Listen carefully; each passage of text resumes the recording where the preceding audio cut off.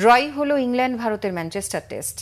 আজ শেষ দিনে অসাধারণ লড়াই করে কৃতিত্বপূর্ণ ড্র ছিনিয়ে নিয়েছে ভারতের দ্বিতীয় ইনিংসে সেঞ্চুরি করেছে অধিনায়ক শুভমান গিল, ওয়াশিংটন সুন্দর এবং রবীন্দ্র জাদেজা। শেষ দিনে 4 উইকেটে 425 রান করেছে ভারত। প্রথম ইনিংসে 311 রান পিছিয়ে থেকে এমন ড্র অসাধারণ। তাও দ্বিতীয় ইনিংসে 0 রানেই 2 উইকেট হারিয়েছে ভারত। সেখান থেকে অসাধারণ ফাইট ব্যাক টিম ইন্ডিয়ার। তৃতীয় উইকেটে 188 রান যোগ করে দলের এই লড়াইয়ে বড় অবদান রাখেন লোকেশ রাহুল ও অধিনায়ক শুভমান গিল। পঞ্চম দিনে প্রথম সেশনে রাহুল 90 রানে আউট হলেও সেঞ্চুরি করে অনন্য এক রেকর্ডের পাশে নিজেকে বসিয়েছেন শুভমান গিল। এর আগে স্যার ডন ব্র্যাডম্যান এবং সুনীল গাভাস্কার অধিনায়ক হিসেবে এক সিরিজে 4 সেঞ্চুরি করার কৃতিত্ব দেখিয়েছিলেন।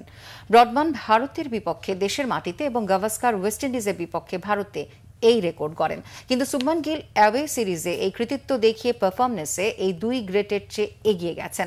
তবে গিল 103 করে আউট হবার পর ক্রিকেট বিশ্বকে আরও বড় বিস্ময় উপহার দিয়েছেন 2 স্পিন অলরাউন্ডার ওয়াশিংটন সুন্দর এবং রবীন্দ্র জাদেজা। এই 2 ক্রিকেটার পঞ্চম উইকেট জুটিতে অবিচ্ছিন্ন 203 রান যোগ করলে সম্মানজনক ড্র করে মাঠ ছাড়ে ভারত। সেখানে দুজনই তুলে নেন অপরাজিত সেঞ্চুরি। ওয়াশিংটন সুন্দর 101 এবং রবীন্দ্র জাদেজা 107 রান করে অপরাজিত ছিলেন।